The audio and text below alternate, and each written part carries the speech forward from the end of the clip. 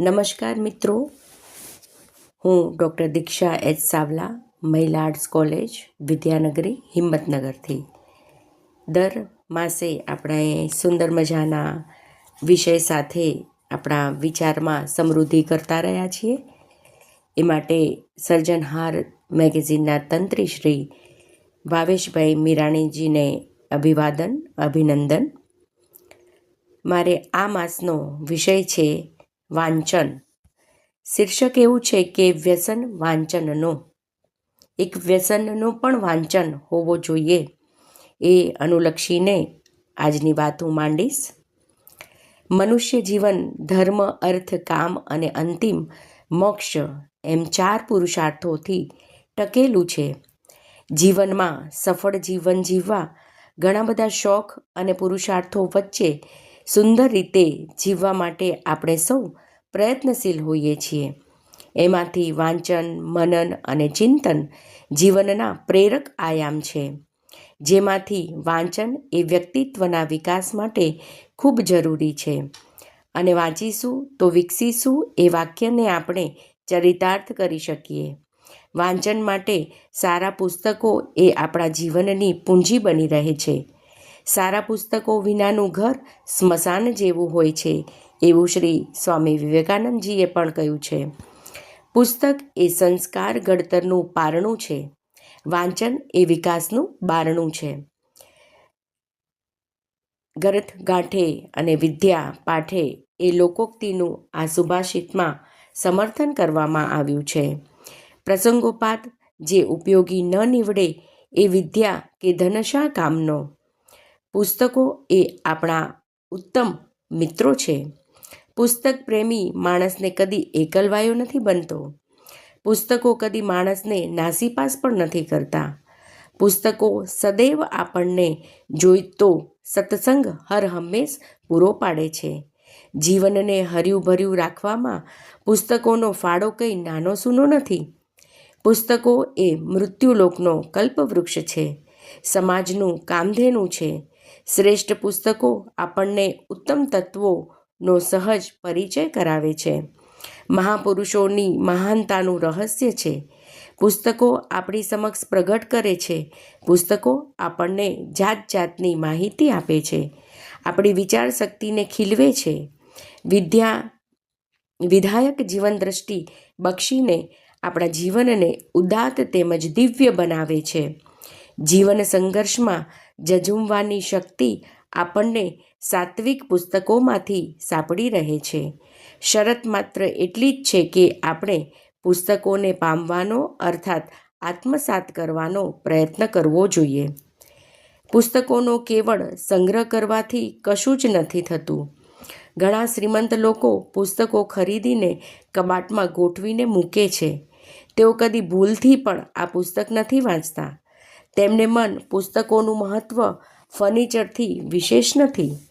તેમને ત્યાં પુસ્તકો માત્ર ગૃહ સજાવટનો એક ભાગ બની રહે છે. વિનોબા ભાવેએ આવી વૃત્તિ પર કટાક્ષ કરતાં કહ્યું હતું કે જેના ઘરમાં દવાની ઘણી બધી શીશીઓ પડી હોય તે કંઈ નિરોગી નથી ગણાતો.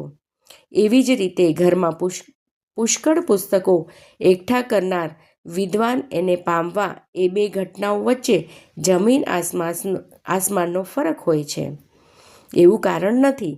પુસ્તકોને ખરીદવા, વાંચવા એ બંનેમાં અંતર છે.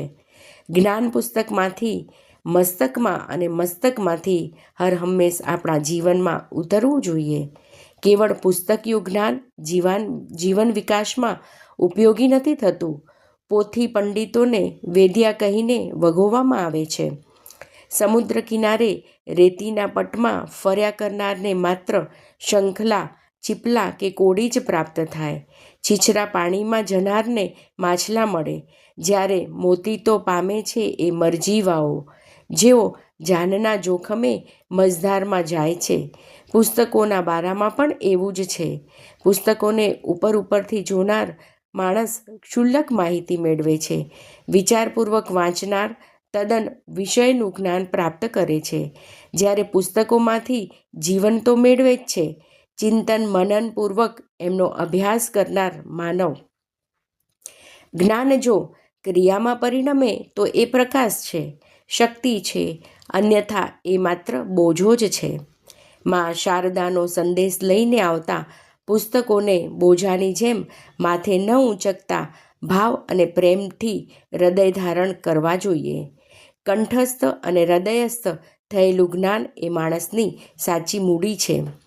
આવો વિદ્વાન વિશ્વમાં સર્વત્ર પૂજાય છે. રાજમુકુટો પણ મનીષીઓને ચરણે ઝૂકે છે. વિદ્યાની જેમ વિત્ત પણ માણસના મહિમાને વધારે છે. સરસ્વતીની માફક લક્ષ્મી પણ આપણી માં છે, જેની વિદ્યા જ્ઞાનદીપ પ્રગટાવીને સર્વત્ર પ્રકાશ ફેલાવે છે અને જેનું વિત્ત સત્કર્મો દ્વારા સર્વત્ર સુવાસ પ્રસરાવે તેવો સૂચિ શ્રીમાન માણસ સૃષ્ટિનું અનોખું આભરણ છે. આમ જીવનમાં વાંચનનો વ્યસન પણ હોવું જરૂરી છે. વાંચનના વિકાસ માટે સરકારશ્રી પણ ઘણા બધા પ્રયત્નો કરી રહ્યા છે, જેથી વિચારોમાં સમૃદ્ધિ આવે. તથા હાલ સાંપ્રત સમયમાં આ મહિને રાજકોટની એક સંસ્થા, એનું નામ શોધક પુસ્તક સેવા, જેમણે સુંદર અભિયાન શરૂ કર્યું છે. એકમાત્ર એક ફોન કરીને જે પુસ્તક જોઈતું હોય એ પુસ્તક લોકોને કુરિયર વિનામૂલ્યે આપણા ઘરે મોકલી આપે છે. તો આવી ગંગાનો આપણે ચોક્કસથી લાભ લેવો જોઈએ. અને અભિવાદન છે આવી સંસ્થાઓને કે જેમને આવો સુંદર મજાનો વિચાર પણ આવે છે અને એ વિચાર વિકસિત ભારત તરફ પ્રસ્થાન કરવા માટે ખૂબ જરૂરી છે. એવી અનેક સંસ્થાઓ નિયમિત આવા આયામો ચલાવે છે. એનો પણ આપણને હર હંમેશ લાભ લેવો જોઈએ. તો આપણા વિચાર, આચાર અને વ્યવહારમાં પરિવર્તન લાવી શકીશું અને વિકસિત ભારત તરફ આપણે ચોક્કસથી એક ડગલું આપણા તરફથી કરી શકીશું. અને જીવનને આપણે જે અત્યારે બધા ટેન્શનમાં ચાલી રહ્યા છે, વિચારવાયુ પ્રસરી રહ્યો છે ચારે બાજુ, તો એ વિચારવાયુને આપણે સ્ટોપ કરવા માટે અને જીવનમાં પોઝિટિવિટીમાં વધારો થાય, ડિપ્રેશનની ગોળીઓ બંધ થાય, એ માટે આપણે ચોક્કસથી જીવનમાં વાંચનનું મહત્ત્વ વધારવું જ રહ્યું. અને જીવનને હર હંમેશ પોઝિટિવિટીથી ભરીશું તો જીવન એ હર હંમેશ ઉપવન બની રહેશે.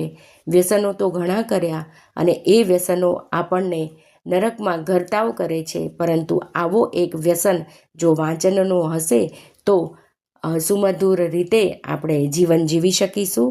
અને સૌ ભાવકોને મારા ધન્યવાદ, વંદન. અને આપણે પણ હવેથી એક સુંદર મજાના પ્રણ સાથે વાંચનના મહિમાને સ્વીકારીશું. અને આશા છે જ્યાં આપણે છીએ એનાથી ઉપર ઉઠવાની વાત આ વિચારના તંતુમાંથી આપણને મળી રહેશે. શુભમ ભૂયાત.